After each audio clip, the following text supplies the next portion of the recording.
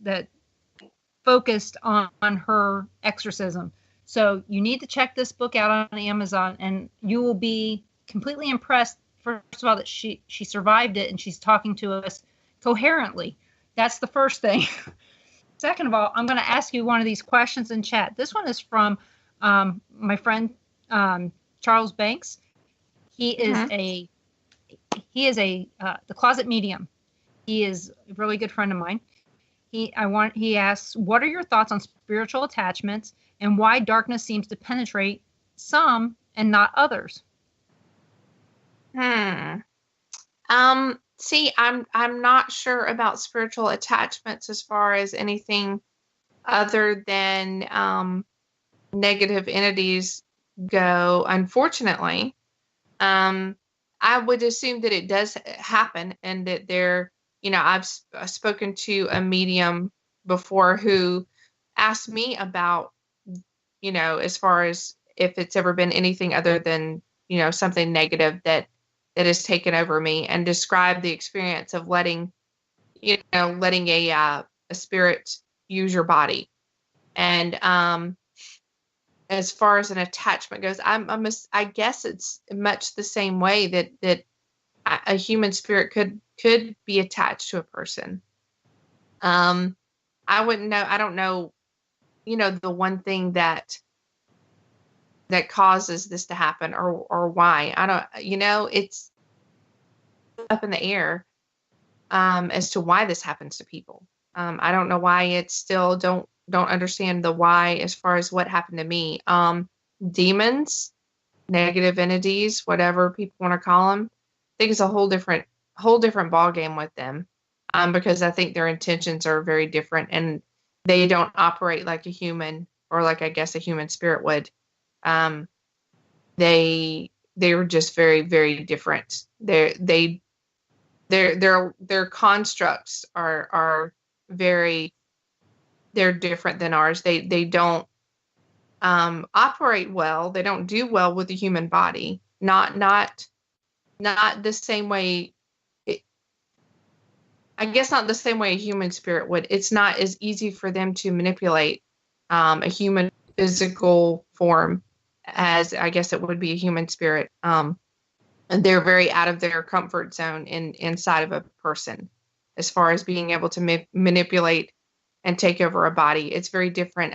To me, that's why when it does happen, the movements are so strange, and your body is so chaotic, and it's pushed to its limits, and it can be painful, and it's very draining. It takes a toll on you when it happens. And I think in part that's because they're just not accustomed to the human body. It took several times for these attacks to happen. I think before this thing was more accustomed to how to manipulate my body, if that makes sense. Right. It was always awkward and strange, and it was always, it twisted things, and my body would it almost physically changed because of the amount of stress that was put on it when these things would happen. So, there are things that happen. There are definitely physical manipulations that happen, and it can definitely make you look different. So, certain ones, they're different. It's different for different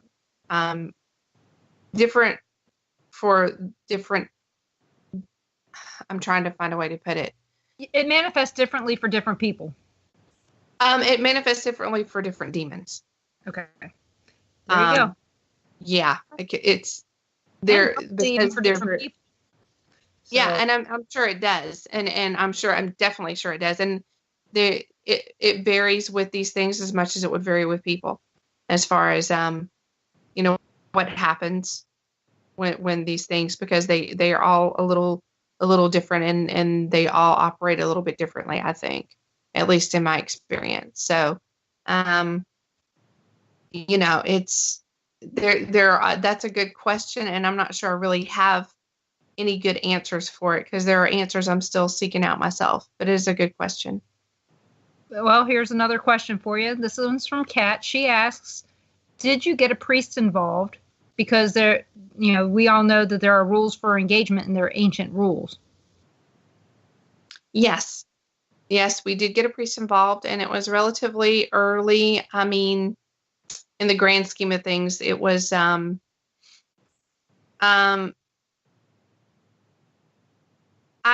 first real, what I call an attack, was September 29th of 2011. And my first exorcism was November of that same year. So once I did seek help, things moved pretty quickly. And we did get a priest involved. After the paranormal team that I contacted got in touch with me and came out for a preliminary investigation.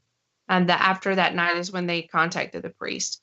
Now, a lot of this, I can't answer a ton of questions about, what happened as far as the priest was involved and how he got involved and the entire process, because there was a lot that was kept from me. Right. And rightly so, because, I mean, I would have to be kept in the dark to a certain degree, because these things would know, what was going on.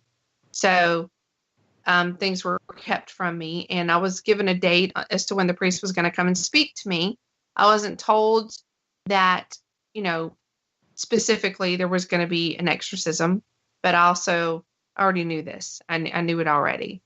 So, we did get a priest involved pretty quickly, and it was within weeks that the first exorcism did happen. So. And the priest, what denomination was he? Do you know? Yes, Orthodox. So Carl, that's the answer to your question. Yes, Christian. So there was another related question in there, so I made sure I got that one in there.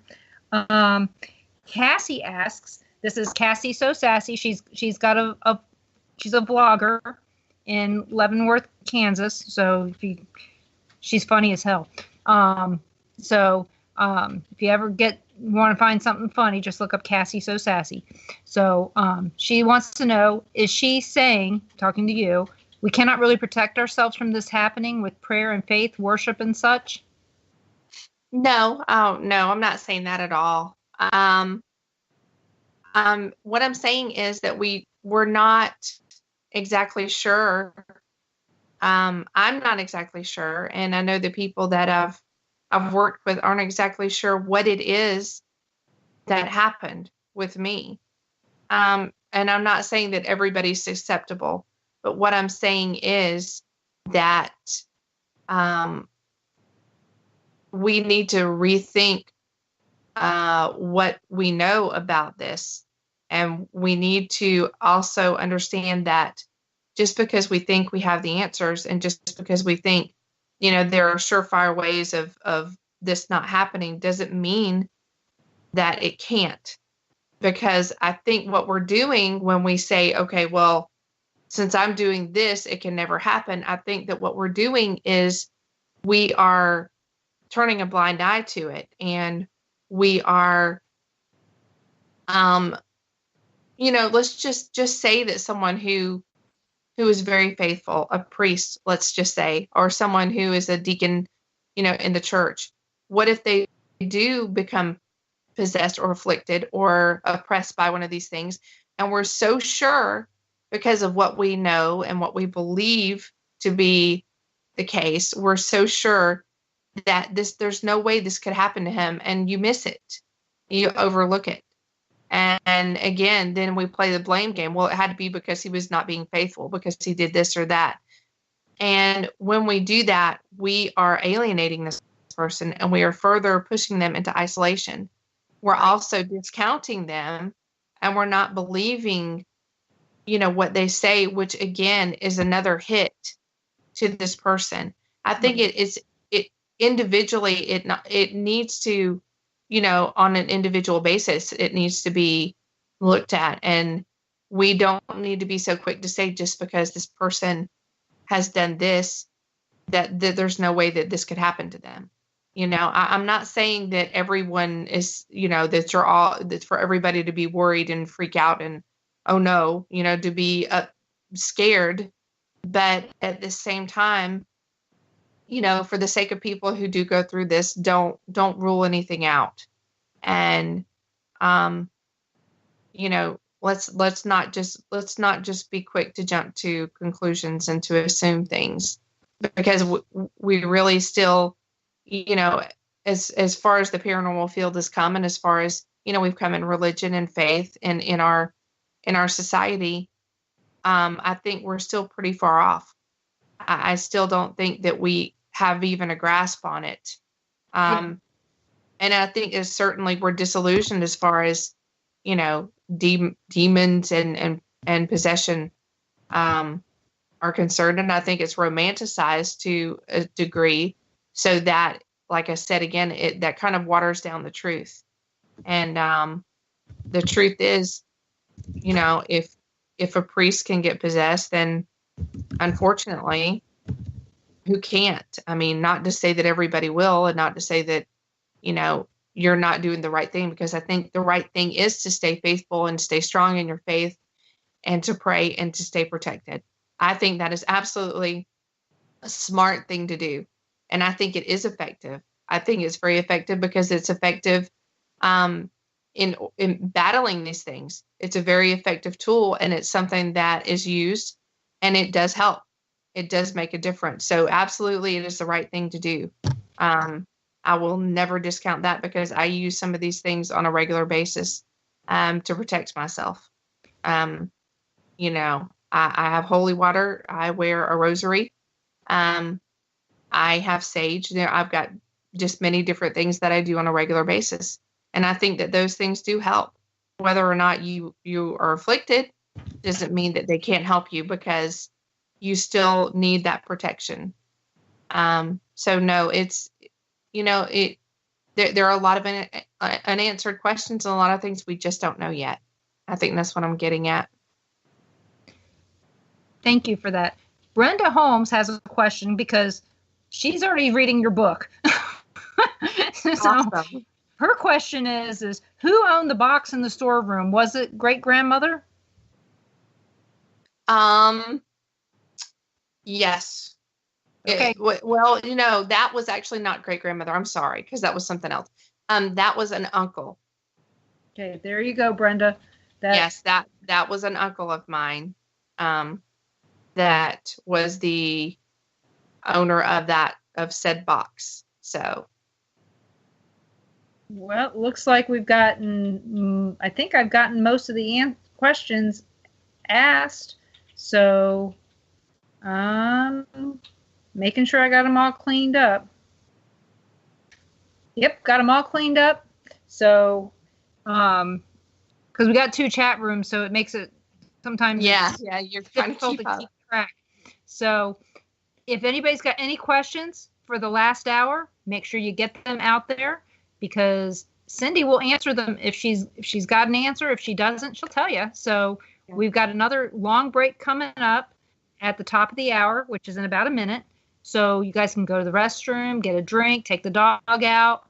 In our case, maybe get rid of some snoring cats that are making lots of noise, or get a charger for my phone so that I can see what questions people are asking in the other chat. So you guys go. Oh, here we go. Brenda says to make sure I tell you that the book is very well written. Okay. Thank you very much. Thank you. I appreciate that so much. So there you go. You're getting all kinds of feedback. So, so we've got about 30 seconds. You guys go get your drinks, all that stuff. Come back, get your questions, because I got some more stuff I want to talk to with Cindy. So we're here at WBHM. Digital broadcasting out of Birmingham, Alabama. We're going to take a break, and we're going to be right back. NPR podcasts are now available on every platform. Check out all our shows at npr.org/podcasts. That's npr.org